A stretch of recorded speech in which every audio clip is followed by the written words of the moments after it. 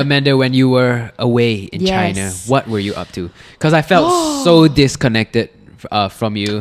In fact, not just disconnected, I was confused at what you've become. Because I would see Insta stories of you. Yes. And it would be of you in a club partying. And gosh, that is not the Amander I know. Because I have invited Amander to many of my parties. Yes. And I have huge parties, okay? But Amander would never come. The only time Amander comes is once a year for my birthday. Yes. And it's a promise that I made to him. It's promised that she will come. So she will drink on my birthday. She will party on my birthday. But that's the only exception. So when I saw her in China partying with these DJ guys, I don't even know who they are. But I've never asked because I felt so confused. It was only like one guy, like Mockside, and that's about it. I don't know. Like tell me more about it, Amanda. Okay, so what happened was that I went to. When you go to China, right? I can't just write songs all day. Yeah. There is nobody at home. I am bored. Who are you living with? So I live with my wonderful friends, my DJ friends. So they are all DJs at this club called Superfan Club. Okay. All right. So when I'm home alone, it's literally like throughout the night, and my house is scary. Okay. Because the wind blows and there's like. And your boyfriend wasn't there with you? My boyfriend wasn't there. My boyfriend was still back in Singapore at that point of time. He was okay with you living with two guys? I was living with three guys to make things better. But like my boyfriend knew all of them because we've met, and one of them is actually his primary school classmate. So it's not that foreign after all. But still, sorry, I'm a bit skeptical about this, but So I lived with my DJ friends who I would call like my China fam. Like they are like my brothers, and one of them is like my father, who's my mentor. So I will go to the club and like, because there's no one at home, so I'll just sit there and just like enjoy the music. I don't drink, or I literally go there and drink water. Still don't drink. So you never drank? Only when I have no choice and like the lao das or like the bosses are there. When they offer you in China, they have a rule. They offer you a drink, you don't say no. So that wasn't part of your job, right? That wasn't part of my... So you just went there because you didn't want to feel lonely at home? Yeah, because life there can be very lonely. But so because my housemates, their sleep cycle was they start their day from 3 p.m. and it's like the opposite. Right. Start their day at 3 p.m. and then they go to bed at 7 a.m. kind of thing. Like after the club and everything. I sort of followed through. If not, I literally have nobody to talk to. Yeah. Like nobody to talk to. Is it really lonely? Yeah. Yeah, so it would have been really lonely. So what happens was that I would join them at night, and then when we went back to the apartment, I would help like my mentor record songs, track songs, learn how to track my own voice and all those kind of things, and write songs and whatnot.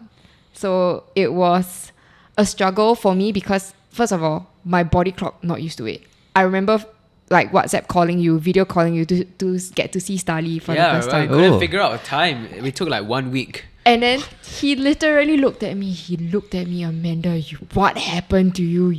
You do not look like yourself. You look like you have aged 10 years. Like he just flat out just told me that I aged 10 years. I'm like, you. Oh, yeah. Really? I think I said that. Yeah. Man. Yeah. Yeah. I was Oh, like, yeah. Okay, I remember. Do you remember how haggard I looked? I was like, what? Yeah.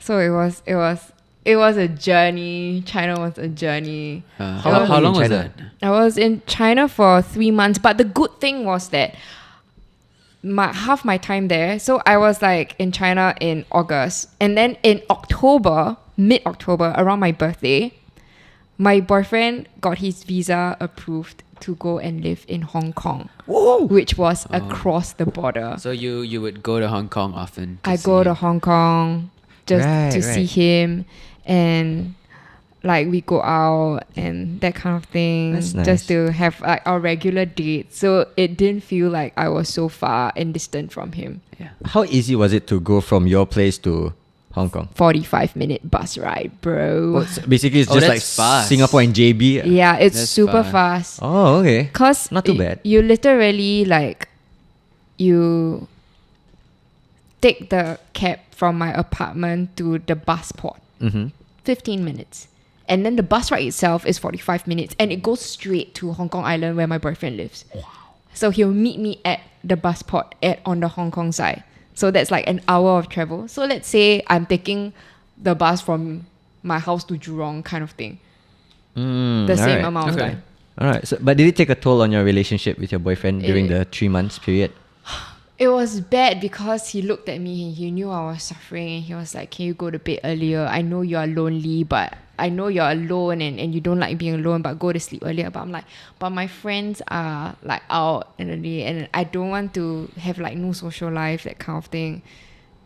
You know, I'm in a new country to experience new things. So I thought that was the opportunity to do that. But he was not the happiest about it because he knew I'm sure. he knew Come my on. sleeping habits. Yeah, you seem like a different person. Yeah.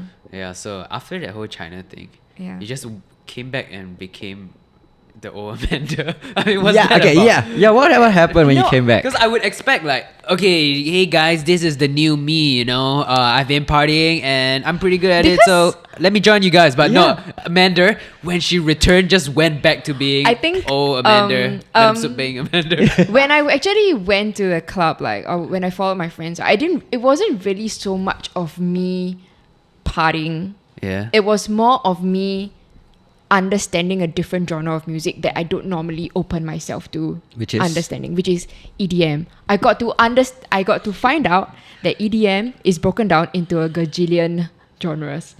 There's like literally a million genres within the genre of EDM, and I learned so much about that, and which is